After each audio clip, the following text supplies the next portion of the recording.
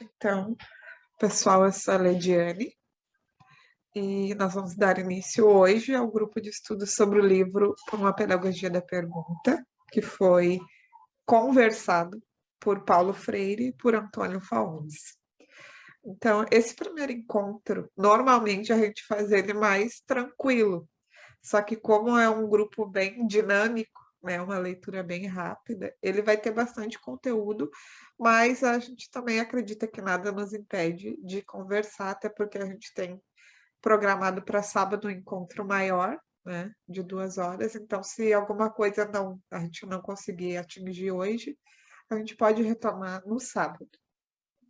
Eu vou colocar uma projeção só porque é de praxe, vamos dizer assim. Nossa, eu acho que eu tô com um pequeno delay hoje na minha câmera. Parece que tá me mexendo estranho.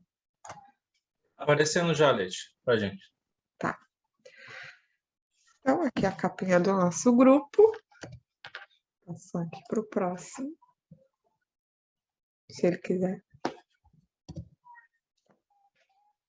Então, só vou contextualizar um pouquinho para você sobre o nosso espaço na internet, que é o Meu Pequeno Baobá. Tá? Essa página, ela surgiu inicialmente no Facebook, em 2018. Era uma página que eu criei para compartilhar conteúdos relacionados às crianças, às infâncias e à educação infantil, mas não era uma página autoral, né? Então, em 2020, eu e Bernardo, nós trabalhávamos juntos e eu acabei comentando com o Bernardo que tinha a página e tal, daí ele ficou interessado e a gente passou, então, a trabalhar juntos nesse espaço também e criamos uma página no Instagram e agora também um espaço no YouTube. E a gente vai aprendendo e se aperfeiçoando com isso. Tá? Então, para vocês saberem um pouquinho sobre mim, eu sou pedagoga, né, formada através do ProUni, pela Unicinos. Sou especialista em abordagem Reggio Emilia pela Unina e em orientação educacional pela Uniaselv, né? Então, a minha trajetória na educação começou em 2008, por aí, como estágios. Enfim, eu trabalhei em tudo que vocês possam imaginar, inclusive em diversos espaços, como Secretaria de Educação, brinquedotecas, escolas, sala de higiene.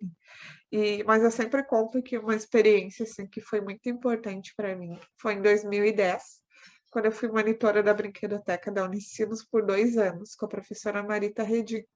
Então, foi nesse período que eu tive contato com as pedagogias participativas.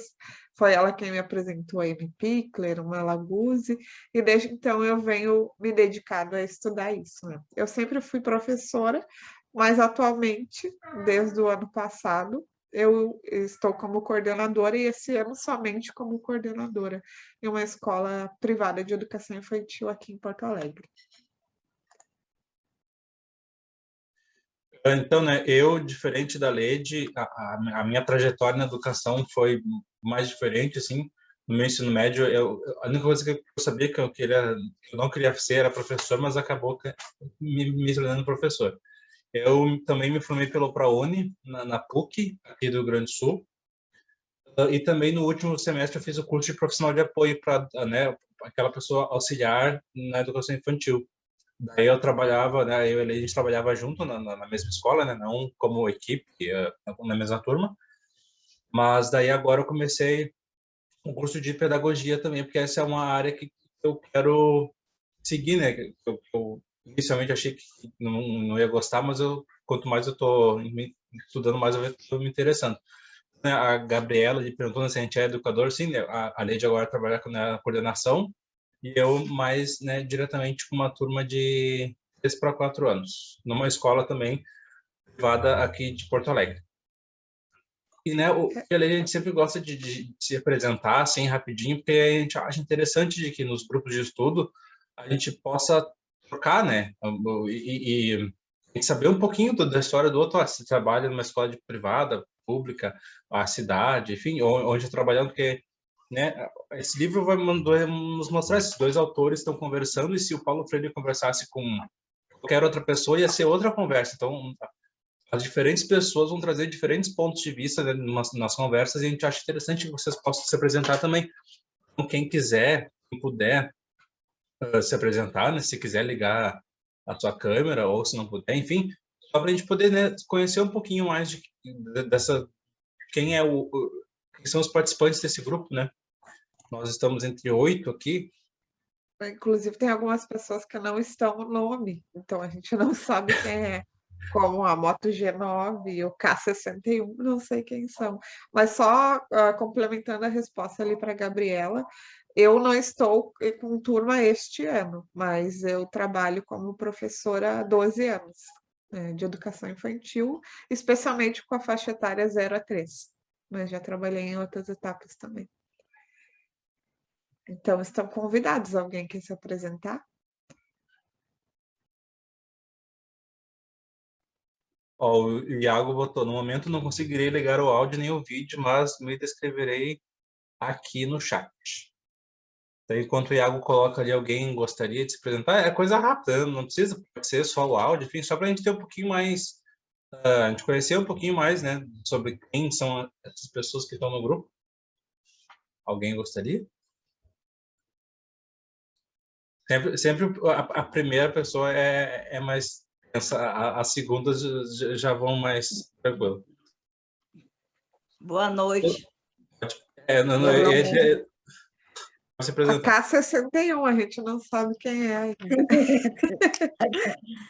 Meu nome é Rameda Cíntia, eu sou coordenadora e professora da educação infantil da rede municipal aqui em São Luís do Maranhão. É um prazer estar participando desse momento, né? Eu estou começando também, assim, a aprofundar os meus estudos sobre Paulo Freire, até pela questão do mestrado que eu estou querendo fazer. Então, esse é o meu interesse também de participar do grupo, né? Aprofundar os estudos e estar trocando experiência entre os pares. Boa noite. Boa noite, Ramiro. Eu vou te dizer que eu também estou pensando em fazer um estudo no mestrado do Paulo Freire, mas ainda está no mundo das ideias. A Gabriela ali colocou que está tentando ligar o áudio. A gente vai tentar te ajudar, Gabriela, que às vezes é a pessoa que não consegue. Deixa eu ver aqui como é que é. Acho que é aqui. Não, eu botei para ligar o vídeo, não o áudio. Mas, ó, eu consegui desativar o teu mudo, Gabriela, se tu quiser, puder. Oi, oi, oi. Estamos Estamos te ouvindo. ouvindo. Que bom. Boa noite, pessoal. Prazer em conhecê-los. Eu sou Gabriela. Atualmente eu atuo como professora, sou formada recentemente, mas já consegui embarcar na sala de aula, na Educação Fundamental 1, mais especificamente no terceiro ano. Tenho gostado muito, tem sido desafiador, né? Então, assim, eu tenho lido bastante Paulo Freire para ver se me traz boas referências, bons métodos, né, de tentar fazer essa prática pedagógica ser mais possível freiriana, mais possível dialógica, mais possível, assim, para as crianças também, porque esse momento tem sido muito difícil a gente conseguir estar perto das crianças com essa pandemia. As crianças têm sofrido muito, tanto questões psicológicas, mentais, emocionais, e assim, tem me tocado muito, né, ver o que a gente está passando como professor. A gente tenta sempre fazer o melhor, e aí dessa vez a gente tem tido muitas impotências de não conseguir fazer o que a gente quer como melhor, porque a gente não está perto, a gente está longe delas, né, fisicamente. Então, assim, trouxe para compartilhar um pouquinho com vocês quem eu sou, né, e agradecer também você, Lediane e Bernardo, por essa oportunidade desse grupo. Acho bem bacana essa iniciativa que vocês tiveram. Eu não conhecia o trabalho de vocês, eu não conhecia esse grupo que vocês formaram, e eu acho que é bem legal, achei muito bacana a iniciativa. Vi que vocês têm outros grupos também, estão sempre assim em movimento, e isso é muito bacana para o pessoal da educação, porque quando eu vou às vezes pesquisar algum curso, eu vejo muito assim uma educação 4.0, 5.0, o pessoal tem falado muito, uma educação muito, assim, eu não, muito para aquilo que eu não espero, não sei, é muito assim, olha, de coaching, umas coisas assim que eu fico chocada de ver, sabe? Nossa, dói assim de estar lendo aquilo, né? E aí eu encontrei esse grupo, falei, nossa, que bacana, uma boa oportunidade aí da gente dialogar. Obrigada. É quase uma educação bancária, né? Como o Paulo Freire fala. Mas que bom, Gabriela, que nos encontrou. Na verdade, a gente tem alguns grupos que são os fechados, que a gente fala, né? Que aí a gente cobra um valor, mas a gente faz vários grupos abertos, né? Inclusive, depois a gente disponibiliza eles no nosso canal no YouTube, porque a ideia é justamente essa, que a gente possa chegar em mais pessoas e sair dessa educação que de certa forma não está dentro da possibilidade, né? Com certeza, obrigada aí. Se vocês puderem desligar meu microfone, por favor. Ô, Gabriela, tu é da onde? Eu sou do Rio de Janeiro. Eu imaginei pelo sotaque, né? Mas vai que... Eu nem percebo mais, gente, quando eu tô falando, né? Então eu só percebo de vocês, é uma coisa assim, né? Quando a gente Mas tá Sim, falando, sim, sim. tá, a gente fecha o microfone. Eu vou ler aqui o que o Iago Henrique colocou no chat, né? Eu sou o Iago Henrique, concluindo pedagogia na Universidade Federal do Ceará. Desde janeiro desse ano atuo em uma instituição particular de educação infantil na área da coordenação. Comecei como estagiário e agora sou auxiliar de coordenação efetiva. A cada dia aprendo e gosto mais da educação infantil. Também gosto muito de Paulo Freire e quero aproximar os pensamentos desse teórico com a educação infantil. Bem legal isso que o Iago coloca, né? Porque às vezes a gente vê assim que tem uma certa resistência das pessoas em área da educação infantil e quererem estudar o Paulo Freire, porque pensar, o Paulo Freire pensou toda a questão do trabalho dele relacionada ao adulto, né? Ao letramento, alfabetização, enfim, do adulto, e daí, não, quem sabe isso não conversa com a educação infantil, mas né, é errado a gente achar isso, né? Porque se tu for ver tudo o que está embasando o que o Paulo Freire fazia como adulto, a gente consegue também ter essa mesma perspectiva para as crianças, né? Esses adultos um dia foram crianças também, então quais são as coisas que a gente pode fazer na educação infantil vão influenciar diretamente ali na criança e também no futuro adulto, enfim, essa distinção, lógico, ela existe, né, de idade, mas ela não precisa ser tão rígida, só vou ler esse teórico que fala sobre a infância, não vou ler aquele que fala sobre o adulto, mas o Freire fala de uma questão muito mais social, né, muito cultural, então não está fechado para o adulto, é uma questão global, né, de política, assim, de sociedade. Enfim, alguém mais gostaria? Se não precisar de auxílio ali para o chat, enfim.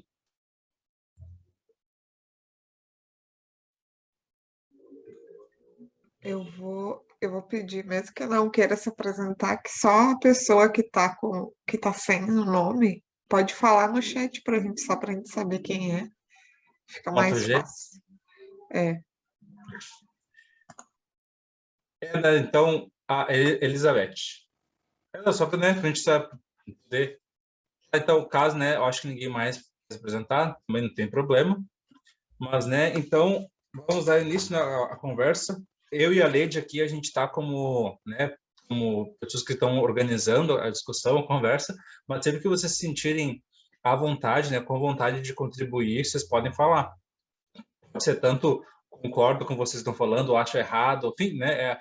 O legal do grupo de estudos, que nem a Gabriela falou, né? De que é isso, a gente consegue trocar, né? Imagina, a Gabriela está no Rio de Janeiro, a Ramda está no São Luís do Maranhão, né? O Iago agora está no Ceará. Olha só, diferentes estados do Brasil conseguindo estudar uma mesma obra do Freire, do Antônio. A gente com certeza vai trazer perspectivas diferentes, né? Então, é muito legal isso, como o grupo de estudo tem essa potencialidade. Sempre que vocês quiserem falar, vocês podem abrir o microfone, abrir a câmera, enfim, ou também se utilizar da ferramenta ali de levantar a mão, ou até mesmo no chat, que a gente lê o comentário de vocês. Isso, não precisa esperar o final do encontro, tá, gente? Isso é uma coisa que às vezes a gente está acostumado que só pode falar no final, pode falar sempre, nós só vamos mediar a conversa. Então, acho importante contextualizar para vocês o porquê deste livro, né? dentre tantos, e talvez um livro pouco conhecido do Paulo Freire, né? Eu acho que, na verdade, a gente pensou bastante, desde o ano passado, a gente vem pensando o que a gente vai fazer no centenário do Paulo Freire, né? E eu acho importante compartilhar com vocês a minha relação com o Paulo Freire, né? Que eu sempre digo isso. Que eu, na verdade, durante a minha formação na universidade, eu me distanciei do Paulo Freire por achar que, na maioria dos momentos, ele era como se fosse um jargão, né? Ah, fala um autor, Paulo Freire. Dia do professor, uma frase do Paulo Freire, né? Então, acabou que eu me distanciei dele por desconhecimento. E faz uns 5 anos que eu passei a ter um reencontro com o Paulo Freire, a ler algumas obras. Eu comecei pela Pedagogia da Autonomia, que é praticamente um convite à luta política dentro da educação, e desde então eu venho me dedicando e me esforçando para justamente fazer essa relação de aproximação. E esse livro em si, ele é um livro falado, né? É um diálogo, que é o que a gente está propondo aqui agora, né, que é um dos princípios do meu pequeno baobá, é essa abertura para que seja de fato uma rede e não só um monopólio de conhecimento ou de informação ou de vender alguma coisa, tanto que mesmo quando a gente cobra alguma coisa, a gente é bem flexível, é só falar com a gente, não, a gente não está aqui para capitalizar o que já é de todo jeito, né? Dentro da educação. E outra questão importante de escolher um livro, para além de ser o Paulo Freire, é a ideia da gente descolonizar o pensamento, né? Porque atualmente, apesar do Antônio Faon ser um chileno, mas ainda assim é um latino como a gente, né?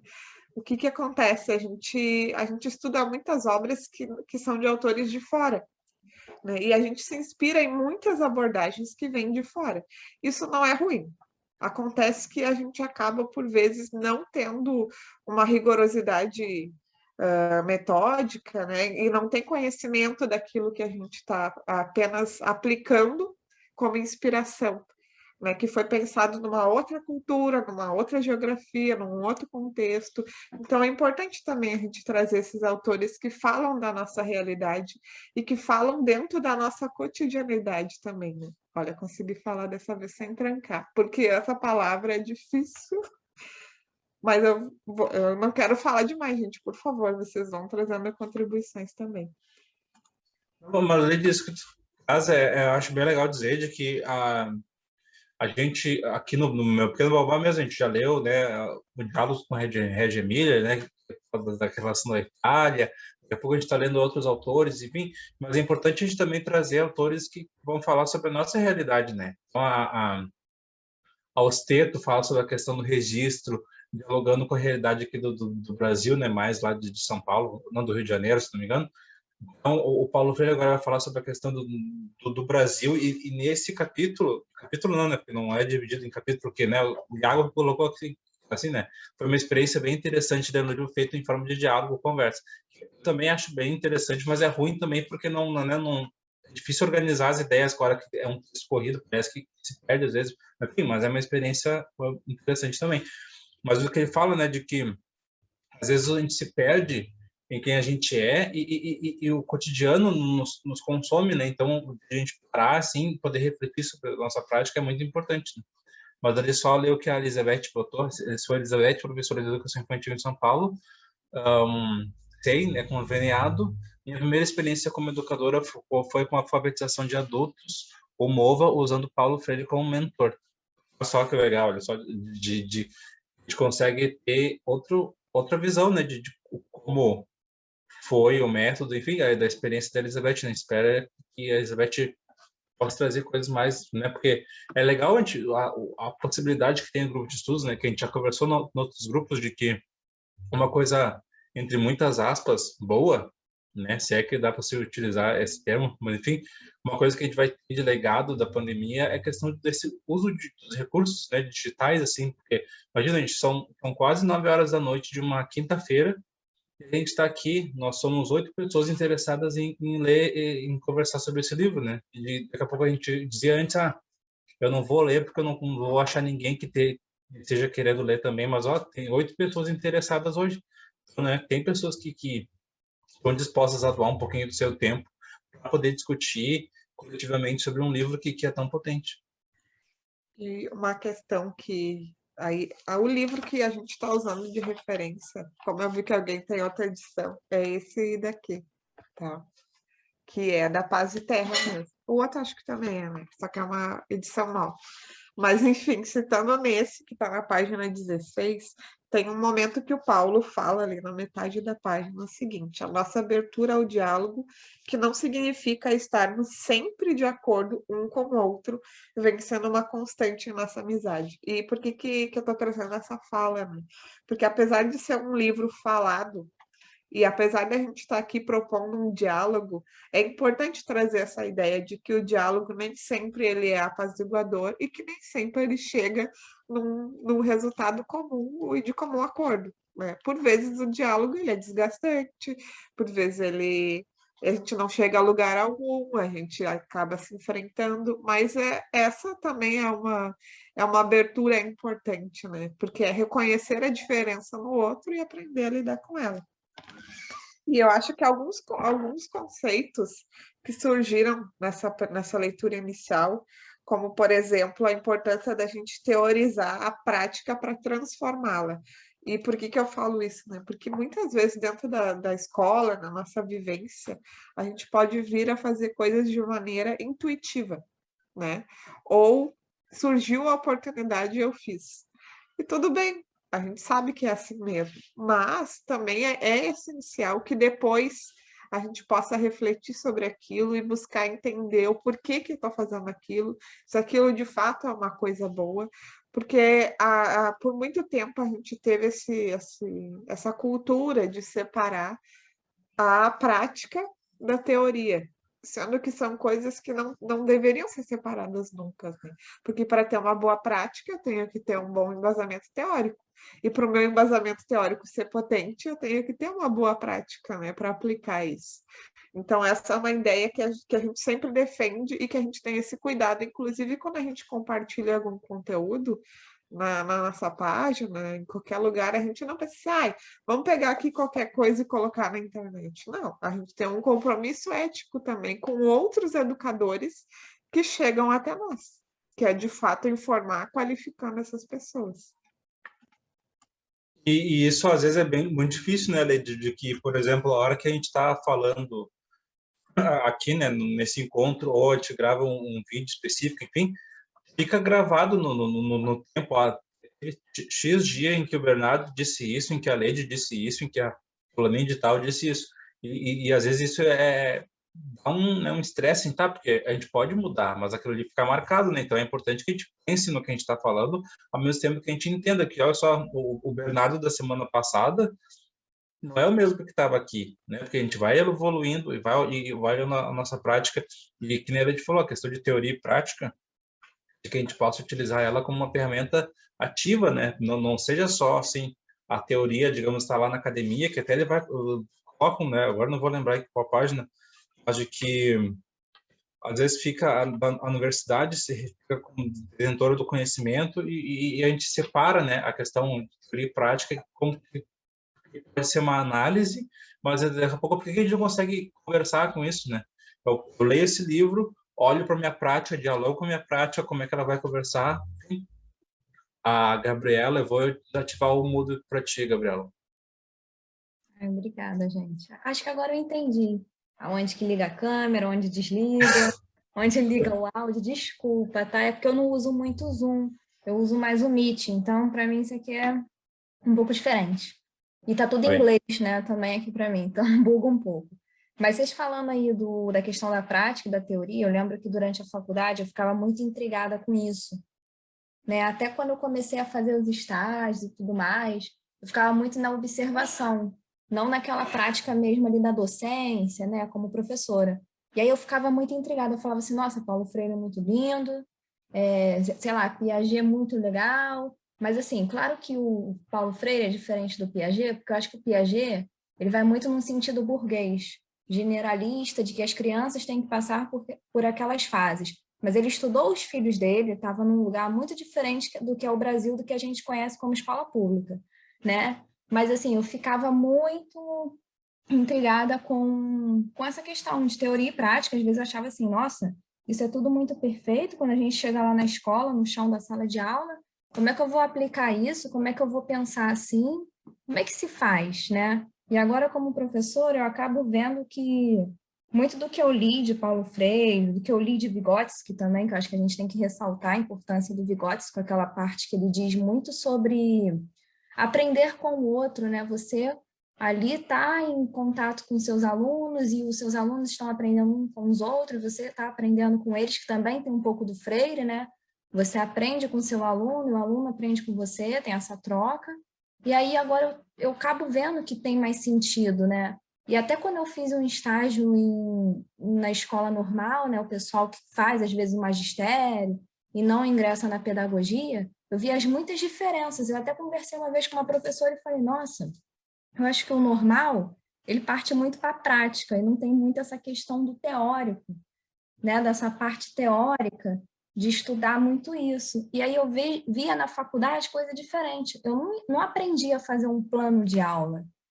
Vou ser bem sincera, ninguém chegou para mim e falou assim, olha, agora a gente vai ter aqui uma aula de como fazer um plano de aula, mas eu tive todos os teóricos necessários para a minha formação.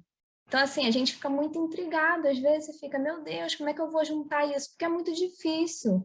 E aí eu acho que é o desafio é isso. Se a gente está acostumado com aquela prática, a gente acaba não pensando também na teoria, a gente acaba robotizando as coisas e vai levando. Aí a pessoa, por exemplo, às vezes nem para estudar um pouco, não para ver coisas novas, né? Fica muito naquela monotonia. Aí eu fiquei pensando muito nisso. Era uma coisa assim que me intrigava muito. Até pensei em fazer o TCC sobre isso, mas acabei indo para outro caminho que foi até melhor. Mas, nossa, assim, quis trazer para vocês porque eu acho que valia a pena ir pelo ponto. E eu penso o seguinte, Gabriela, na verdade, essa tua fala, ela fala do nosso projeto de cidadania, vamos dizer assim, né? Porque o magistério é um ensino técnico, né? Então, ele prepara a mão de obra. Por isso que as professoras e os professores que fazem magistério, por vezes, eles têm pouquíssimo contato com a teoria. Que eles não são, a gente não está aprendendo a pensar, instrumentalizado a pensar, e sim a aplicar, né? Aplicar, às vezes vocês vão ouvir o meu filho falando, tá? Eles são, a gente é preparado para estar aplicando práticas, jeitos de fazer, jeitos de ensinar, mas sem de fato refletir sobre aquilo. E já o ensino superior, ele foi, agora é mais acessível, a gente sabe, mas por muitos anos foi um ensino elitista. Então, estava preparando as pessoas, né? Quem ia estudar um pouquinho da história da pedagogia, principalmente, estava preparando pedagogos que estariam em coordenação, em orientação, em supervisão, e não na sala, né? Então, não precisaria da prática. E hoje a gente consegue entender isso, né? E aí, fazendo um link com o que é o Brasil, na verdade, a nossa educação ser ruim, não ser de qualidade, é um projeto de governo também, né? Porque quanto melhor a educação, melhor for o acesso à saúde, à cultura, à alimentação, moradia, mais o povo vai ter consciência e não vai aceitar o que é imposto, né? Então, é importante a gente fazer essa fala, porque é impossível falar de Paulo Freire e não falar de política, e também é impossível falar de educação e não falar de política. Porque educação é política. Inclusive, como o Bernardo sempre fala, né, não falar também é um ato político, né? Tu escolheu se isentar de política, né? E aí a gente sempre fala assim, ninguém está dizendo aqui em política partidária, apesar de que isso também é livre, mas ter conhecimento das políticas públicas da escola, dos parâmetros, enfim, de tudo que envolve o nosso trabalho e as crianças, principalmente, que a gente atende, né? Então, acho que, só para retomar, assim, a gente vai falar muitas vezes desse lugar, do lugar do professor que tem que ter consciência de classe e consciência política, porque senão a gente vai ficar só reproduzindo o discurso do estou aqui porque eu amo, estou aqui porque eu tenho vocação, e não é problema amar e muito menos ter vocação, né? Que apesar de ser um pouco, nem vou entrar no ponto da vocação, mas é tudo bem a gente ter esse sentimento, mas não basta, né? Porque o amor não paga as nossas despesas, o amor não paga a cesta básica caríssima, o amor não paga o gás a mais de R$100. Então, é importante também a gente ter esse lugar politizado para poder se colocar. E Lede, às vezes, agora não mais, que eu tenho menos diálogo, mas eu lembro que durante a graduação, durante o ensino médio, eu tinha mais contato com pessoas de partido político, né, de esquerda, assim, e eu tinha uma dificuldade, porque eles falavam, ai, um plano de governo, e para mim, pensar, tipo, ai, gente, será mesmo? Porque parece que são pessoas assim, né, tipo, hahaha, vou fazer a educação ser ruim e tal, mas, né, e corta isso a página na 36 aí, né, eu tô indo bem mais para frente, mas acho que não tem problema, né, ela fala ali de que uma família que plantava, e daí depois o chefe, né, o dono do pátio lá, pegava, né, as sementes de volta, pegava de 10 a 20% da colheita, e depois o que sobrava ele dividia para ele e para as outras pessoas. Por quê? Porque os outros não tinham acesso, né, ao letramento matemático, não sabiam os números. Então, olha só, uma pequena ação aqui, se a pessoa não tem esse conhecimento, ela não vai poder intervir na realidade, né? Eu voltei ali, ó, né, o trecho, né? Tomamos a consciência da importância que significava para o povo o uso da cultura, escrita na luta contra a injustiça. Então, a ferramenta, né, o ler, o escrever, entender esse mundo é uma ferramenta que daqui a pouco a gente dá como uma coisa dada, né, porque a gente sabe ler, sabe escrever, enfim, mas é uma ferramenta que a gente precisa ter, que todo mundo precisa ter acesso para poder intervir, né, criticamente, porque se a gente não tiver oportunidade de ler, ou mesmo ver e poder olhar de uma forma crítica, a gente vai estar só consumindo conteúdo de uma forma, né, sem ver o que faz sentido para a gente. E dá para fazer um paralelo hoje em dia, na questão das bolhas que a gente vive. Daqui a pouco tu abre o teu feed, tu vê Facebook, Instagram, enfim, a rede social que for, daqui a pouco, gente, tá todo mundo falando sobre isso, mas não é todo mundo. É que tá todo mundo dentro daquele teu círculo. Então, às vezes, a gente só vê notícias e pessoas que compartilham coisas que a gente quer ouvir e a gente não abre, não entra em contato com o outro, né? Por isso que daqui a pouco esses espaços, né, que de troca virtual são importantes, porque daí a gente consegue ver o outro olhar de outra realidade, de outro estado, do outro país, daqui a pouco, e a gente consegue, isso aí não faz sentido. E eu achei legal que a Gabriela colocou do Piaget, que eu nunca tinha parado para pensar, né, sobre isso, de que o recorte que ele faz da idade, será que se encaixa no Brasil? Não estou dizendo que não se encaixa, mas a gente tem que colocar para a nossa realidade, né? E o Paulo Freire, agora não vou saber se é o Paulo ou se é o Antônio, é o Paulo, que fala da questão do garçom, que foi chamar a pessoa, enfim, essas pequenas coisas da cultura são nossas, né? E a gente esquece delas, e a gente conversou já no Baobá que daqui a pouco a gente pode pensar que no Brasil a gente, né, agora tá num boom na questão de Reggio Emília, na questão de enfim, daqui a pouco a gente consegue pensar numa pedagogia que fosse brasileira. Daqui a pouco seria uma pedagogia que estaria relacionada ao afeto, ao toque, né? Que isso faz parte da nossa cultura. O primeiro grupo de estudo que a gente fez foi Educação de 0 a 3 anos. E tinha um capítulo todo dando dicas assim para os pais e para os professores, pode fazer uma atividade, tu fica, tu cruza as pernas, a criança senta no teu colo e tu interage com ela.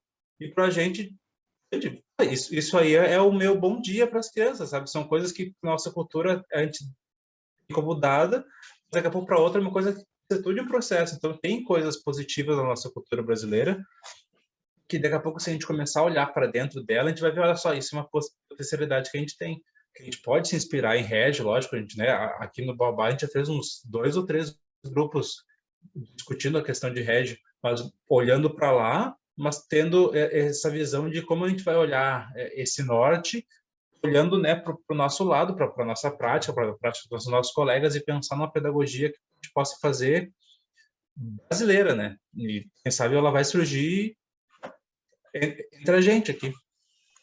E aproveitando que tu falou, Bernardo, no conceito de cotidianidade, eu acho importante agora aproveitar esse momento para a gente fazer esse paralelo com a realidade da escola, né?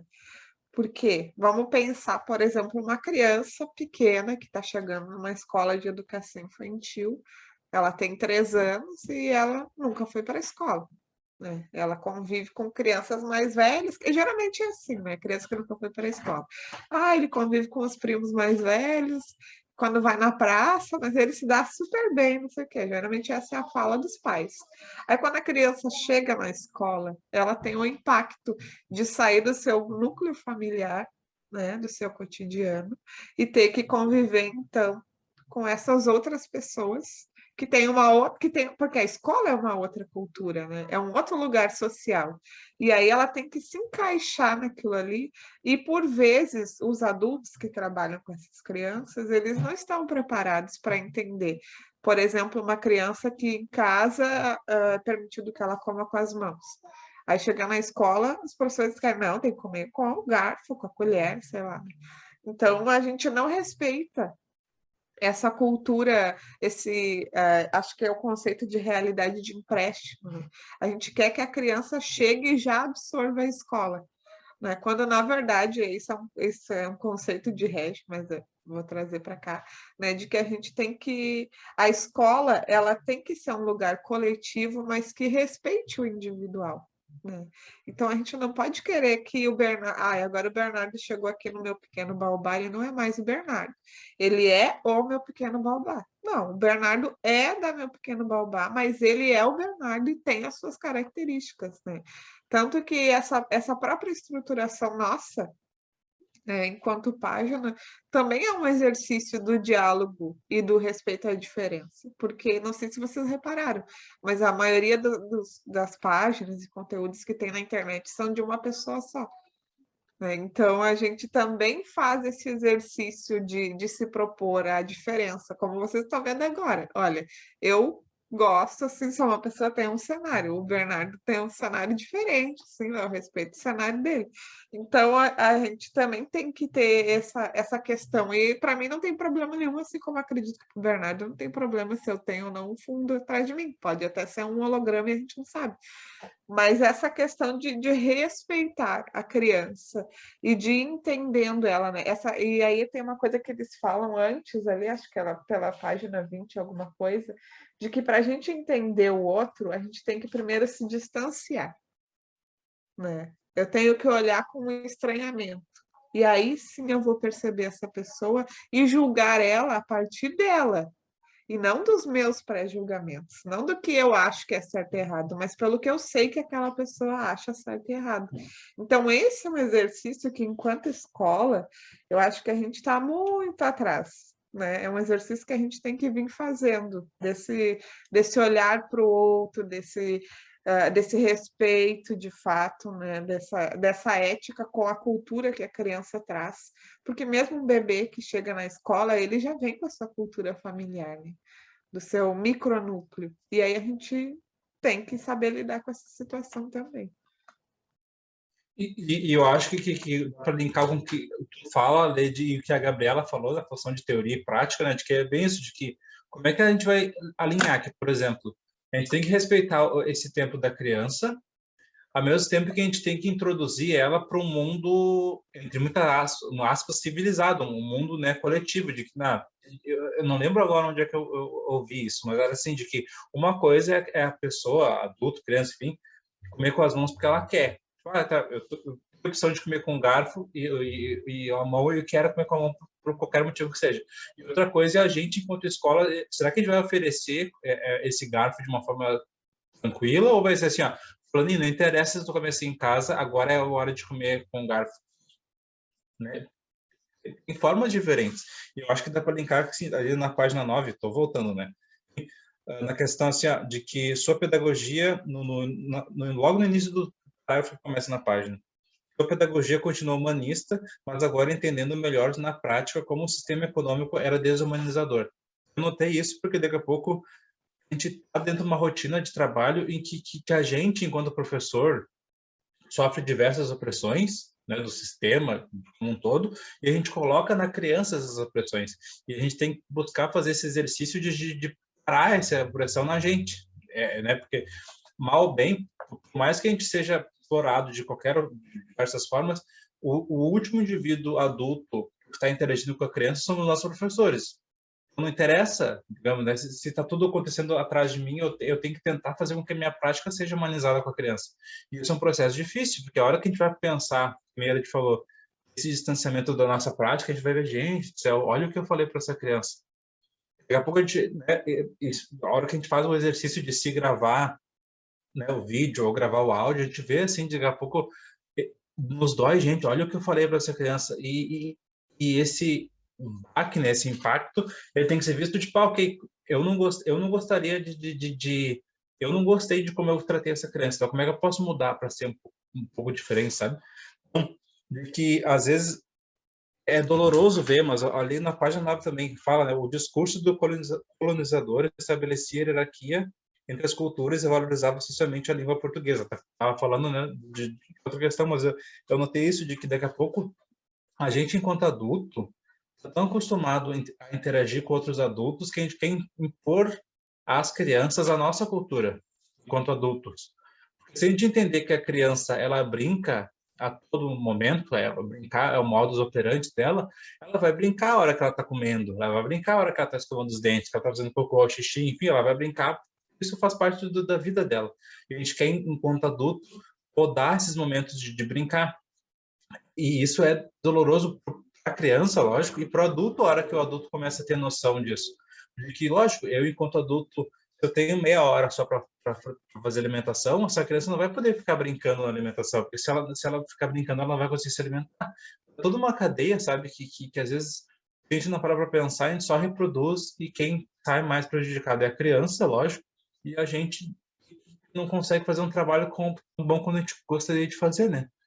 Eu acho legal se coloca a pensar sobre a nossa prática, né, que tem esse distanciamento que o Paulo e o Antônio colocam, para a gente poder olhar a nossa prática, o nosso dia a dia com outros olhares, né? Porque a gente está tão acostumado e esquece de que são, né, no final das contas, são seres humanos lidando com outros seres humanos, assim.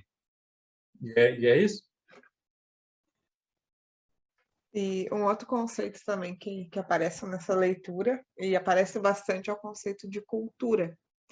E aí acho interessante também falar, porque, por exemplo, quando eu entrei na universidade, eu vim de uma família, não gosto desse termo, mas é o que a gente usa, assim, humilde, assim, pouco instruída. Meus pais não terminaram nem o ensino fundamental, eu morava num bairro periférico, não que eu não moro, onde eu moro, e fui para a universidade sem conhecimento nenhum, gente, do mundo. O que eu sabia era, tipo, o que fazer quando tem enchente, esse tipo de coisa, assim, né? Não sabia, sabia que eu tinha que trabalhar e tinha que estudar. E aí, quando eu chego na universidade, eu me matriculei primeiro no curso de biologia, porque eu queria ser professora de biologia.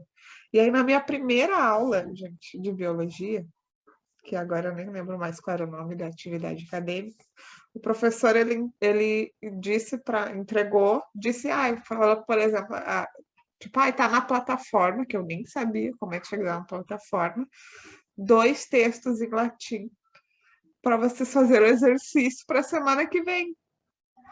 Aí eu pensei, meu Deus, eu cheguei aqui, eu não sei, mal sei português. Aí eu tinha que traduzir, né, no mínimo, 2 textos em latim para poder. E ainda assim, eu fui até o 4º semestre, não sei como consegui ir até o 4º semestre remando de biologia. E aí, no 4º semestre, eu comecei a fazer as atividades compartilhadas. E aí, tive contato com as pessoas da pedagogia e fui fazer um estágio numa escola de educação infantil. E lá eu me encontrei com as crianças e nunca mais saí, né? Então, de também a gente pensar essa porque o nosso corpo, um termo que eles usam, né, ele vem molhado de cultura, né?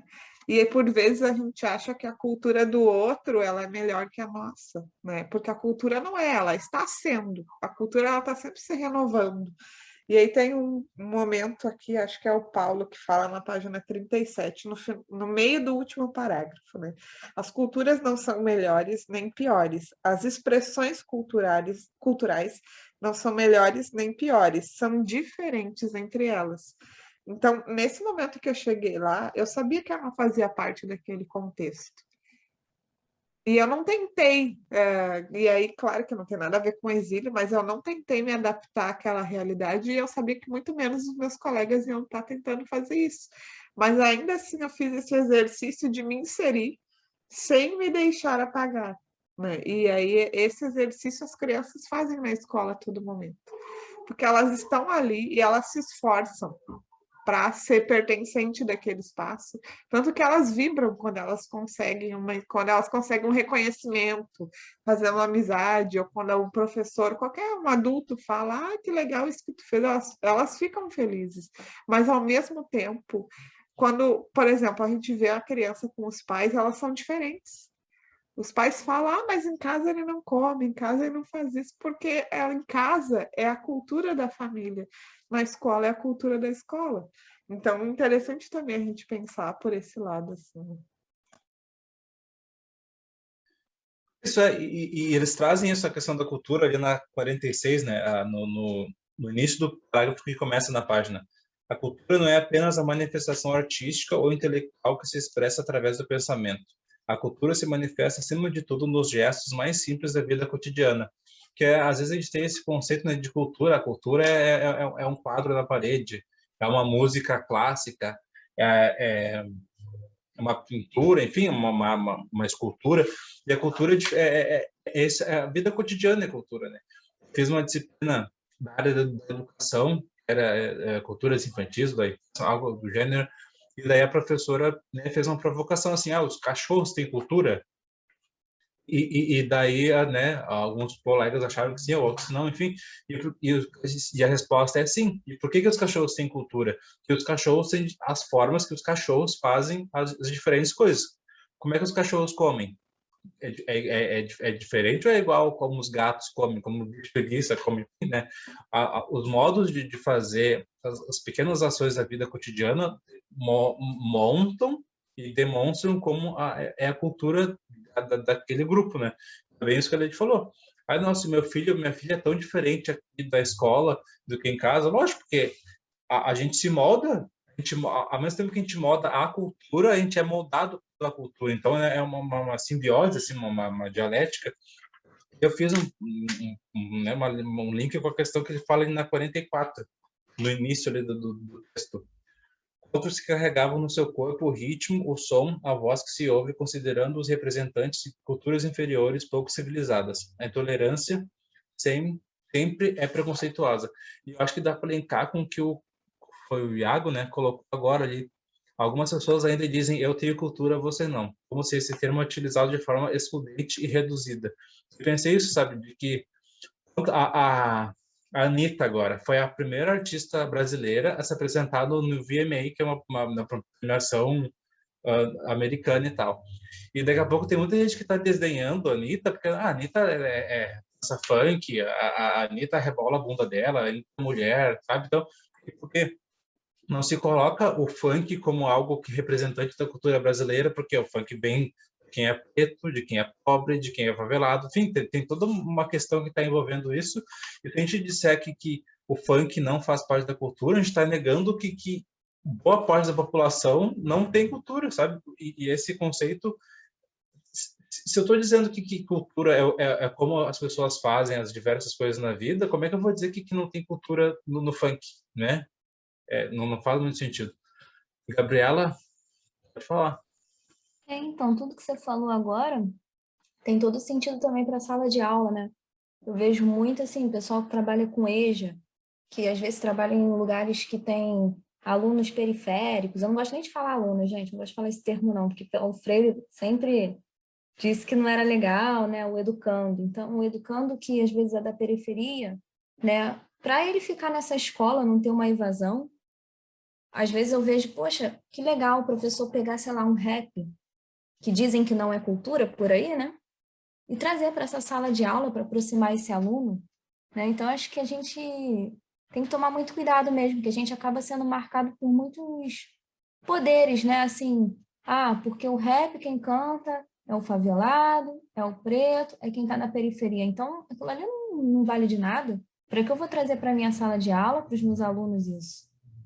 Gostei muito da sua fala, porque a gente tem que tomar muito cuidado mesmo com essas hierarquias que a gente acaba criando, principalmente na escola. A gente quer trazer uma escola inclusiva, uma escola de qualidade, e acaba fazendo isso na nossa prática, segregando, né, falando o que é cultura, o que não é, o que é certo, o que é errado, e aí entra em nesses conflitos, né? De um dualismo a todo momento, de que o é bom, que é o certo. Aquela resposta que o meu aluno ali deu, não está dentro dos moldes, então tchau, sai fora. Então, acho que parte muito para isso, para a nossa prática. E isso que tu traz agora, Gabriela, também eu fiquei pensando e fazendo um paralelo aqui com o que tu trouxe, com o que o Iago trouxe, o Bernardo, né? Na verdade, quando a gente estranha a cultura do outro, de certa forma, a gente já está sendo preconceituoso, porque o estranhamento diz do nosso desconhecimento, né? Porque se eu tenho conhecimento da cultura da outra pessoa, eu não vou estranhar, vou saber que ela está dentro do contexto que aquela pessoa está inserida, né? E aí, no finalzinho da página 45, o Antônio fala, né? Você dizia que descobrir outra cultura é aceitar outra cultura, é tolerar, meu Deus, tolerá-la. E aí eu ia também trazer um exemplo do livro Registros na Educação Infantil, que é da Osteto, ela é uma organizadora, e aí umas professoras vão fazer uma dinâmica e elas fazem uma pesquisa para saber o interesse musical das crianças. E elas descobrem que a maioria das crianças, se eu não me engano, gostavam de funk, gospel e sertanejo. E elas queriam trabalhar com, acho que era música clássica e tal. E elas ficam em choque, né? Porque elas não estavam esperando aquelas respostas das crianças, que era educação infantil, mas ao mesmo tempo a cultura, ela também se modifica e se aprende, né? Então, elas, mesmo assim, elas foram inserindo e trazendo um outro contexto também de investigação. E as crianças, não é que agora o gênero favorito delas é música clássica, não. Mas elas tiveram a oportunidade de conhecer também aquele outro gênero, aquela outra cultura.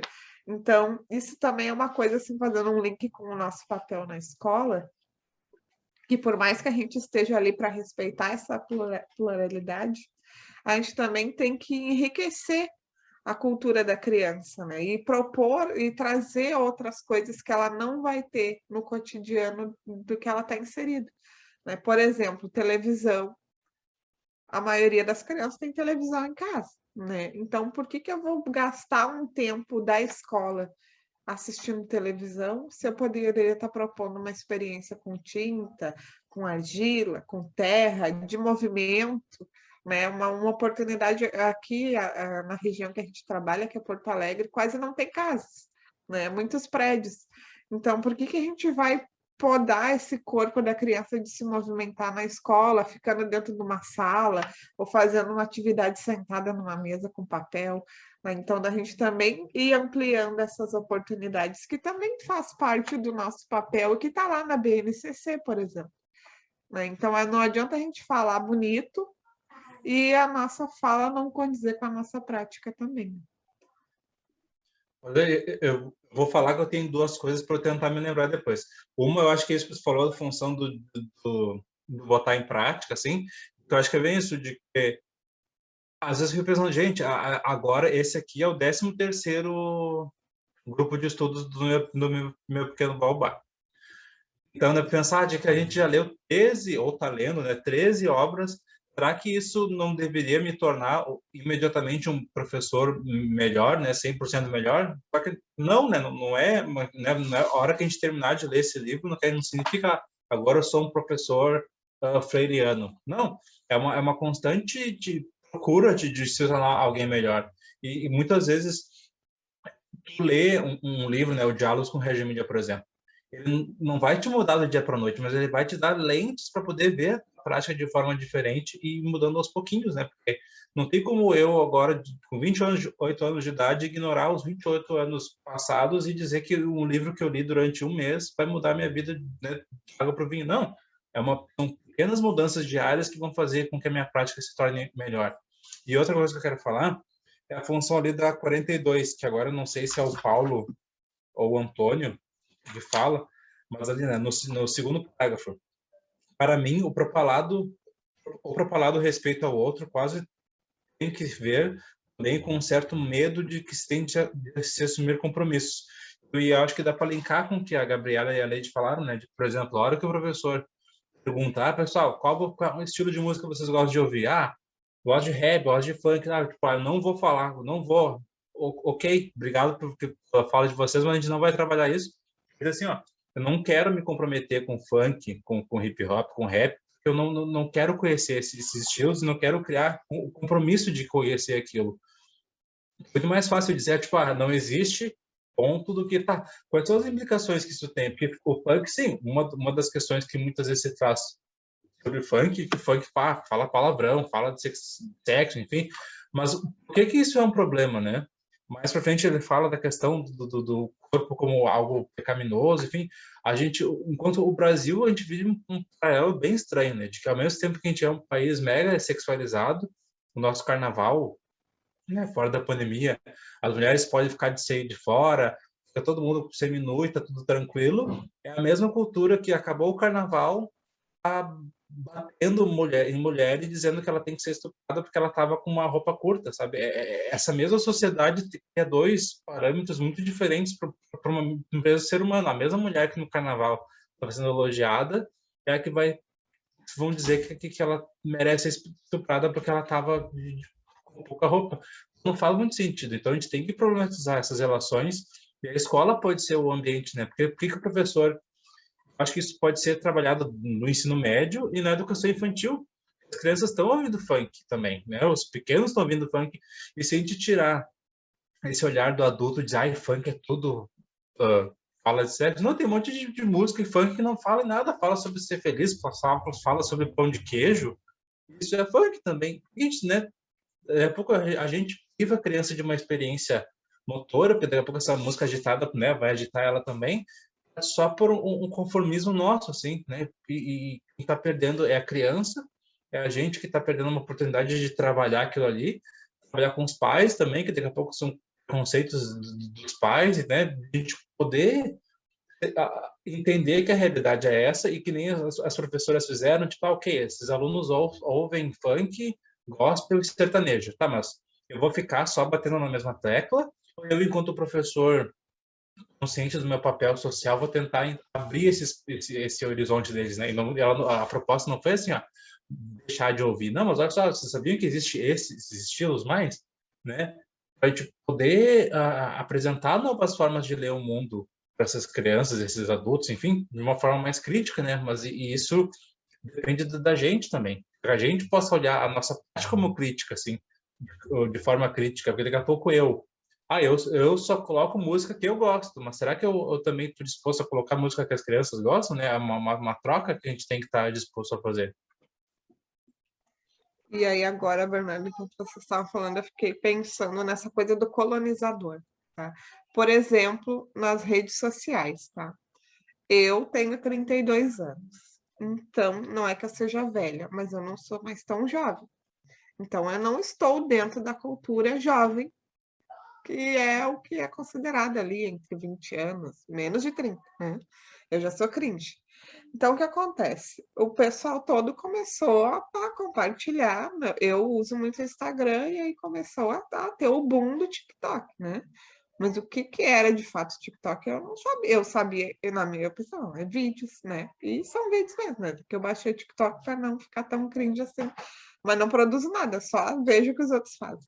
Mas aí eu fiquei, agora que o Bernardo falou sobre o funk e tudo mais, vocês já repararam como essas músicas, né, que são usadas nos rios e tudo que assim é viral, a maioria das músicas é bem pesada, mas elas estão em outro idioma e elas estão no auge, então ninguém pensa, ai, o que a gente aqui no Brasil, né? Ai, o que eles estão falando? Não sei, não importa, vamos colocar porque o algoritmo vai mostrar o meu vídeo se eu usar essa música, mesmo que ela esteja falando, sei lá, de sair com 50 caras e mais 10 cachorros, sei lá. A música pode falar qualquer coisa, não importa. E aí, como a Gabriela falou dos coach, a mesma coisa. Eu também fico horrorizada, né, de ver algumas coisas que professores têm se submetido para ter um alcance maior na internet, né? A gente, por exemplo, não tem o hábito de fazer reels e a gente está agora começando a tentar fazer isso, mas a gente não quer ficar ali, ai, olha isso, olha isso daqui, não sei o que lá, porque não diz respeito à Leidiane e ao Bernardo, né? Tudo bem se outra pessoa fizer e ela achar que tá ok, se ela disser, ai, professor, Pare de reclamar que você ganha pouco e venha aprender comigo como ganhar 50 mil no mês.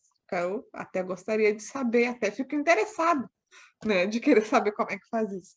Mas é o colonizador que invadiu a gente, enquanto rede social, principalmente nesse momento de pandemia, teve esse boom e a gente fica assim, meu Deus, agora eu vou, eu não vou, eu faço, eu não faço, eu uso essa música ou não uso, eu faço um reels ou não. Então a gente se perde nesse contexto também. E aí eu fico pensando agora na escola, né? Eu, por exemplo, agora tenho que estou sendo, como o Raul, meu filho, fala, a prof das profs, né? Então, eu tenho que trabalhar com elas, dialogar e ajudar para que ofereça um conteúdo de qualidade para as crianças. E aí, ontem, uma pessoa veio conversar comigo e disse assim, olha, Leide, não é que eu entendo, só que eu tenho 56 anos e eu não sei nem aonde pesquisar as coisas que tu fala. Eu só sei pesquisar coisa no YouTube. E aí eu pensei, olha, então vamos começar por aí. Já que tu entende o que eu tô falando, mas tu não sabe como fazer, se tu quer aprender, eu vou te ajudar. Se tu não quer, eu vou te ajudar trazendo para ti as ferramentas. Né? Então, às vezes, até isso, né? Agora na pandemia, ninguém foi preparado para saber como trabalhar com educação infantil na modalidade online. Ninguém foi preparado para saber usar o Zoom, o Meet e tudo mais que existe, né, de plataforma. E ainda assim a gente teve que fazer e teve que dar conta. Coisa que as pessoas vão para a faculdade aprender, a gente teve que aprender ali em 2 semanas, porque semana que vem tem que ter a aula e preparem aí e já é.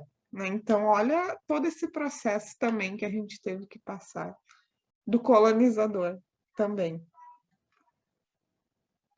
E Lede casa bem com isso que tu fala, a função, né, quando a Lede coloca de, a pessoa fazer esse, né, rios ali, tá apontando, não é que a gente ache ruim, a questão é o quanto que aquela pessoa, daqui a pouco, ela também não gostaria de fazer, e só faz para poder entrar, né, na lógica do algoritmo.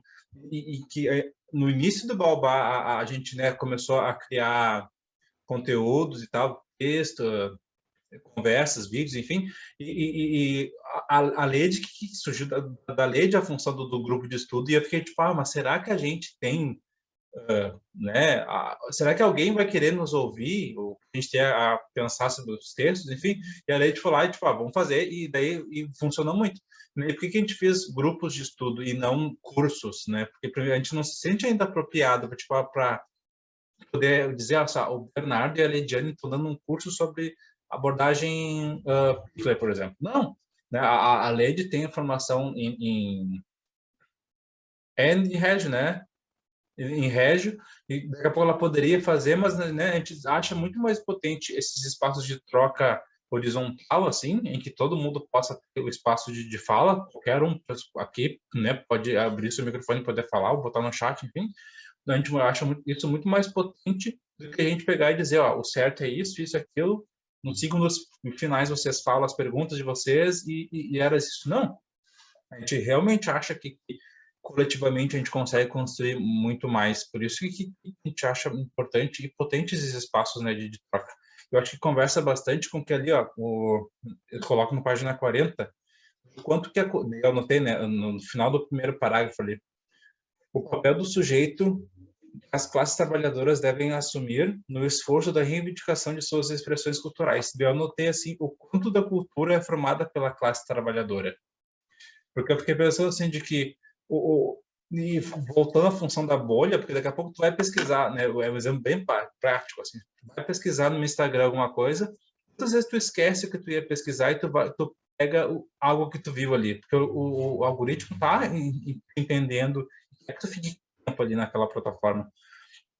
Então, daqui a pouco a gente fica se sentindo mal, assim, eu só vejo pessoa bombada, forte, só vejo pessoa que lê 300 livros por dia, sabe, né? A gente se sente mal, mas ao invés de a gente se utilizar dessa ferramenta como uma coisa produtiva, poder ver alguma coisa, e produtivo não estou dizendo só, né, produção, eu digo produtivo, tipo, coisas boas que vão fazer, às vezes ver um vídeo de humor é muito produtivo, né, faz bem. Porque a gente não, mas daqui a pouco a gente fica consumindo só um produto que nem não é feito por pares, né, nossos e nos faz sentir mal, porque tudo da classe trabalhadora produzindo conteúdo, por exemplo? Será que a classe trabalhadora está no TikTok, no Instagram? Será que ela está nesse grupo de estudo? São de coisas de se questionar, porque para fazer um paralelo, que quem sabe fuja um pouquinho, mas da questão de o próprio como a gente lida com o corpo, sabe? Tipo, um corpo suado é um corpo que trabalhou, que teve um esforço. Ah, mas isso é ruim, é errado, sabe? Tem várias questões que a gente pode abordar e eu acho legal que os autores trazem isso da questão do trabalho, da questão política, porque não faz muito sentido um professor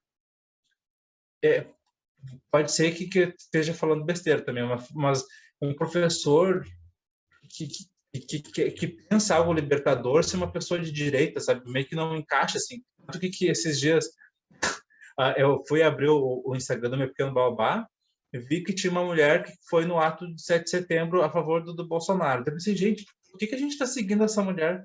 Eu fui ver, a gente não estava mais, mas é porque ela tem uma página que fala sobre a Pickler, né, Leti? Informações da abordagem Pickler. Ela é membro da Rede Pickler. Isso. Inclusive. E daí fica pensando, gente, se essa pessoa tem essa visão de criança com movimento livre, eu acho difícil a pessoa não ter uma questão social, né, mais ampla, não só pensar assim, o movimento da criança enquanto contração muscular, ponto, acabou.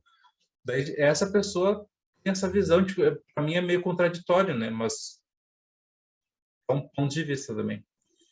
E acho importante a gente retomar, até porque já é 15 para as 10, inclusive, a gente retomar esse discurso do político, porque tem uma coisa que o livro ele é muito generoso, vocês vão ver ao longo da leitura, que é o reconhecimento da importância da diversidade cultural. Quando o Antônio traz, por exemplo, quando ele conta de quando ele foi passar férias lá e ajudou a família porque ele sabia ler, foi o que o Bernardo falou antes. Quando eles dizem que os meeiros sabiam tudo, eles tinham uma cultura oral riquíssima e eles sentiram a necessidade de registrar aquilo nos cadernos, que depois se perdeu por causa da ditadura e tal no Chile. Então, e aí eu até brinco com isso, né? Ao mesmo tempo que nós, professores, temos muita dificuldade de registrar, né, de ter a prática do registro, que a gente escuta muitos professores falando isso, a gente também tem uma coisa que é quase primitiva da necessidade de registrar, né? Tanto que existe a pintura rupestre, por exemplo, que é registro, né? Então, a gente tem esse interesse de registrar, mas às vezes a gente fica tão preso nisso, não vou fazer porque não sei como é, porque o meu não é bom, porque se eu fizer eu vou estar dizendo que é assim que se faz, a gente não quer se comprometer, a gente quer se isentar das coisas a todo momento. Então, essa coisa que o livro vai trazer ao longo de toda a conversa dos dois, eu acho que ela é muito importante. E aí, voltando a essa fala dos grupos de estudos, a gente acredita que todo mundo tem algo para falar, né? Todo mundo tem algo a contribuir, mesmo que seja a dúvida, porque a dúvida também contribui, também forma. Então, quando eu e o Bernardo, a gente diz, bom, a gente não vai fazer curso, a gente vai fazer grupo de estudos, daqui a pouco, né? E que nem assim, eu falei ali no início, sou especialista em abordagem REG, mas isso é um título, né? Isso não se constrói numa pós-EAD de 1 ano e meio. Para dizer que agora eu sou especialista, numa abordagem que existe há mais de 30 anos e nem as próprias pessoas de lá dizem que são. Então, eu recebi um papel que diz Leidiane, especialista, mas, na verdade, tudo que eu sei da abordagem REG eu nem aprendi na pós. Eu aprendi fazendo outros cursos, outras formações com pessoas que foram para lá, com pessoas que são da área acadêmica, que estudam e tudo mais. Então, é diferente, né? Mas até isso a gente tem que ter esse cuidado. Porque parece que para ter um valor, tu tem que ter aquele título. E achei legal quando a Gabriela perguntou, mas vocês são educadores? Porque não adianta eu falar de educação se eu não conheço a escola, se eu não sei como é, se eu não vivi aquilo, né? E a gente percebe justamente esse movimento. Vocês já perceberam que quando um professor se destaca um pouquinho, nem precisa ser muito, ele se destaca um pouco, ele sai da escola, da educação básica, né?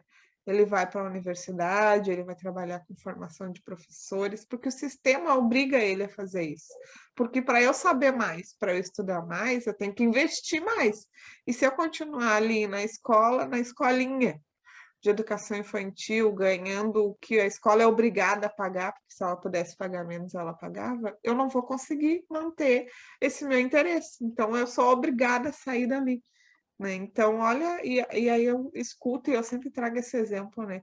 Eu tenho um grupo de amigas e aí um dia uma delas falou, eu vou fazer esse curso que é 300 horas, não sei o quê. E eu falei, tá, mas o curso não, nem tem essa carga horária e tal. E ela falou, mas isso é o que importa para o concurso, né? Para eu ter uma projeção salarial, o que importa é as horas. Não importa se eu aprendi, se eu não aprendi. E aí eu fico, ao mesmo tempo que eu acho ok, tudo bem tu querer ganhar mais, eu penso, por que que a gente não pode querer fazer para oferecer o melhor para as crianças? Porque essa também é uma decisão política minha. Eu vou estudar porque eu quero qualificar a minha prática. Se eu vou ganhar mais, é uma consequência. Claro que eu quero ganhar mais. Mas, para além disso, eu quero qualificar a minha prática e qualificar as experiências que eu vou ter com as crianças. Então, esse exercício também é um exercício doloroso, que nem eu falo assim, ninguém é obrigado a sonhar com a gente. Ninguém é obrigado a querer que a educação seja revolucionária, seja democrática, que o Paulo Freire seja reconhecido como uma pedagogia participativa, porque o próprio Malaguzzi se inspirava nele. Ninguém é obrigado a fazer isso. E eu tenho que aceitar e respeitar. Mas o livro também traz uma questão importante, né? Que ao mesmo tempo que a gente tem que respeitar as diferenças culturais, nem tudo que tem na cultura diferente é bom. E aí a gente tem que saber fazer esse peso que está para além do preconceito. Porque vamos supor, aquela cultura lá, que agora eu me esqueci, que mutila as mulheres. Isso é bom? Não é bom, né? Eu vou respeitar porque sempre foi assim, né? Que é a posição fatalista. Não, eu não vou aceitar, porque não tem. Lá, não sei quando não se sabia, quando se achava que a mulher não sentia nada, ok, mas agora sabe que não é assim. Então, eu não posso simplesmente concordar porque é cultural, sendo que eu sei que aquilo não é bom. Isso tem a ver com o erro também, né? Muitas vezes a gente faz uma coisa e diz: meu Deus, eu estou fazendo tudo errado. Mas se tu não sabia, se tu não tinha aquele embasamento, aquela experiência, tu estava fazendo dentro do que tu podia. Agora, no momento que tu teve contato, tu sabe, e tu escolhe continuar errando, aí tu é responsável por isso também. Mil coisas. Eu vou pegar esse último gancho, Led, dessa função que falou da cultura, né, do outro, o quanto é o respeitar e o quanto é o deixar que algo extremo aconteça. Eu fiz um paralelo na página 21, no finalzinho ali, é o Antônio que está falando, né? A experiência de uma geração que vive atua e se forma no contexto determinado. Então, né, a gente, como eu falei antes, a gente é produto de uma cultura, ao mesmo tempo em que a hora que a gente está vivendo, a gente está produzindo essa mesma cultura, né? Enfim, modificando ela. O que eu notei, assim, de que, né, a gente é o reflexo da sociedade que a gente vive, e isso se expressa, né, nos termos que a gente usa, nos conceitos que a gente tem, né, no outro grupo que a gente começou do nascimento gente, do sobre o Piaget, conhecimento? É o o nascimento da nascimento, inteligência na criança. isso, o nascimento da inteligência na criança, ele coloca assim o homem, e eu falei, pai, é um termo que me incomoda, porque se existe o ser humano, por que a gente coloca homem? Mas eu consigo entender que foi escrito numa época que não tinha essa discussão. Ao mesmo tempo que hoje em dia eu sempre gosto de falar para que justamente eu consiga, de alguma forma pequena que seja, mudar essa sociedade, esse pensamento. Eu fiquei pensando assim, de que o quanto que daqui a pouco, ou daqui a, sei lá, 20 anos, 50, 100 anos, a nossa sociedade vai ser vista de outro olhar, sabe? Com outros olhares. Daqui a pouco, nossa, eles comiam carne em 2021? Ou eles faziam isso com as crianças em 2021? O professor ganhava isso em 2021? Enfim, de que a sociedade vai mudando, né? E os conceitos vão mudando. Então, é importante a gente pensar enquanto isso é uma coisa viva, né? E outra coisa que agora acho que a Lede falou, a Gabriela, não lembro, na questão da ditadura, nunca tinha pensado, né, que, por exemplo, na Itália, que também teve várias, né, a Segunda Guerra, enfim, tem um monte de coisa acontecendo na Itália que daqui a pouco justamente forçaram essa valorização que eles deram para a educação, né? Mas assim, de que, né, a ditadura aqui do Brasil, esse livro foi, né, foi feito, a ditadura, do fim da ditadura até 2021 se passaram 36 anos. Então, se vocês pensarem que, imagina, quanto de obra foi suprimida durante a ditadura? O próprio Paulo Freire tinha que sair do Brasil. Então, daqui a pouco, se não existisse a ditadura no Brasil, a gente poderia ter muito mais reflexos hoje em dia de uma educação freiriana, por exemplo. Eu acho que daqui a pouco esse exercício de, né, do Meu Pequeno Babá, de outros lugares, enfim, em retomar o Paulo Freire, é um exercício também de a gente tentar reparar isso que se perdeu, né? Porque daqui a pouco a gente tem um grande teórico e prático da educação que a gente não valoriza. E para fora do Brasil, Paulo Freire é meio conhecido, mais conhecido do que aqui dentro, né? Porque a gente não valoriza algo nosso, né? Dizem que o brasileiro, e eu concordo com isso, que eles têm a síndrome do cachorro vira-lata, de que tudo nosso é ruim, né? E do outro é bom. E faz um paralelo com a função que a Leite falou das músicas, né? No TikTok, ou no Instagram, enfim. Daqui a pouco a gente está consumindo um conteúdo em inglês, na maioria das vezes, falando um monte de coisa ruim, e daí uma música brasileira que fala metade daquilo, tipo, isso é palavrão, é feio, é ruim. Quando a gente não valoriza a nossa própria cultura, sabe? Só olha para cima e dizendo, que bom, aquilo que é bom. E, inclusive, Bernardo, essa nossa submissão cultural, ela também reflete fora, né? Por exemplo, agora, não sei se vocês estão acompanhando, porque agora que eu estou no TikTok, eu estou acompanhando também essa discussão, né? Da música do Martinho da Vila, se eu não estou enganada, e da Adele, né? Que é plágio, né? Qualquer pessoa que ouvir vai ver que é igual, né? Claro, não é igual, tem pontos diferentes, enfim. Mas aí, uma coisa, eu li uma coluna bem cringe, que fala disso, assim, que essa nossa submissão cultural faz com que outros países, isso no mundo da música, né? Eles não se importem de plagiar nossas músicas, porque eles acham que a gente não vai saber, não vai perceber, e se perceber, a gente vai acabar deixando por isso mesmo, sabe? Tanto que eu soube, eu li ali na internet que agora me fugiu a palavra, mas tipo, o advogado do Martinho da Vila, ele tentou diversos contatos com a Adele, com a assessoria da Adele e tudo mais, e não teve resposta. Então ele preferiu entrar na justiça para assim, quem sabe, né, ter esse reconhecimento da música. Então, vejam como isso reflete, né? Tanto que as pessoas acham que aqui no Brasil a gente fala espanhol, por exemplo, né? Porque acham que é tudo a mesma coisa. Então, da gente pensar também nesses pontos. Ai, todo mundo que fala espanhol é latino, mesmo que tenha nascido lá na Espanha, lá na Europa, é latino. Não. Então, a nossa, acho assim, a gente está faltando 5 minutos e a gente venceu a nossa proposta inicial, que era a gente falar sobre cultura e cotidianeidade. A gente quer falar no sábado, se possível, né, se a gente conseguir, sobre ideologia, metodologia, modelo de democracia, tá lá naquela imagem que a gente colocou no grupo, porque isso tudo vai aparecer em vários pontos das falas deles, né? Então, qual é o convite que a gente deixa para vocês? Que vocês leiam para absorver ali as palavras do Freire e do Antônio, mas que vocês também sempre busquem, olha, isso que ele falou, conversa com o meu local, com a minha posição, com o meu trabalho, com a minha escola, com as minhas experiências, e, se possível, tragam essas contribuições para nós.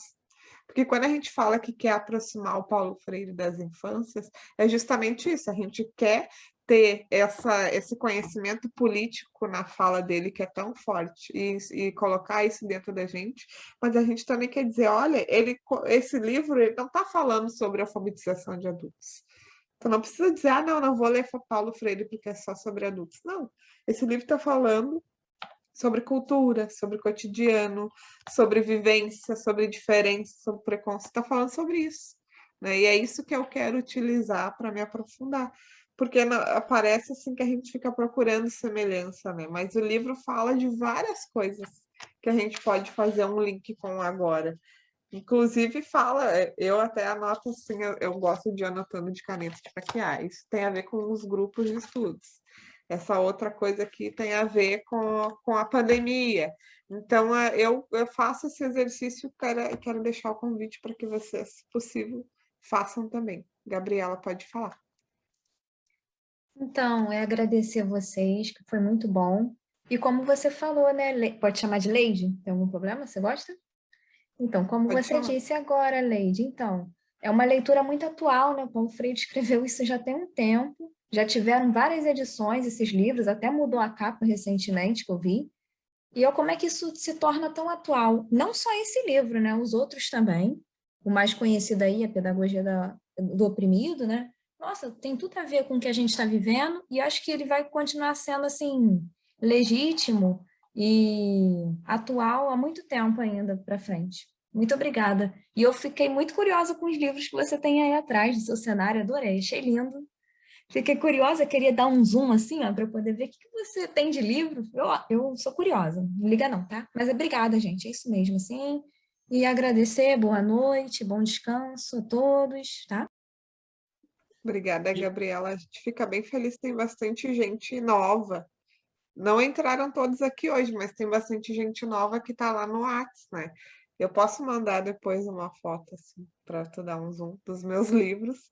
Mas uma coisa que eu peço, assim, gente, não falem para mim. Ai, viram esse... Porque quando postaram lá a foto da capa nova do livro, eu já fiquei com vontade de comprar, porque eu tenho esse problema de querer comprar livro. Eu não posso, nesse momento eu não estou podendo comprar livro.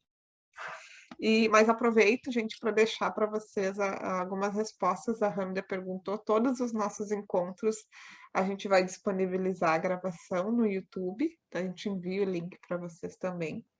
E nas segundas-feiras à noite, eu e o Bernardo, nós estamos estudando o livro O Nascimento da Inteligência na Criança, do Piaget.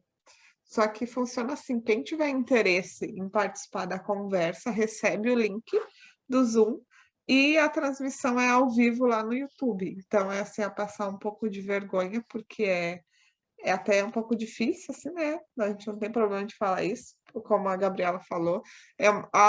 Ele não precisava falar tanto daquele jeito, seria mais fácil algumas formas, mas ok, é importante a gente saber, porque ser professor também é isso. A gente não pode ficar preso só na leitura que a gente gosta. A gente tem que ler o que a gente não gosta e o que a gente tem que saber, porque para criticar eu tenho que saber o que é que eu estou criticando, né? Então, acho que da minha parte é isso, Bernardo. Isso esse encontro, junto, né, com os próximos desse grupo de estudos, vão ficar disponíveis lá no nosso canal no YouTube, né? Acesso livre, né? Qualquer pessoa pode pesquisar ele e achar, que a gente acha legal. Daqui a pouco alguém que está querendo estudar Paulo Freire e se encontrar o vídeo, né? Esse vídeo, então é legal que, né, não vai estar ao vivo, lógico, mas vai poder pensar também, refletir o que a gente colocou aqui. Então é isso. Junto com esse vídeo, né, que vai ser enviado para vocês, vai estar no nosso canal. Já tem outros grupos abertos também, vocês estão convidados a assistir eles. E eu acho que é isso, né? Nos encontramos no sábado para dar seguimento ao grupo de estudos. Bom descanso e até logo. Pessoal, boa noite.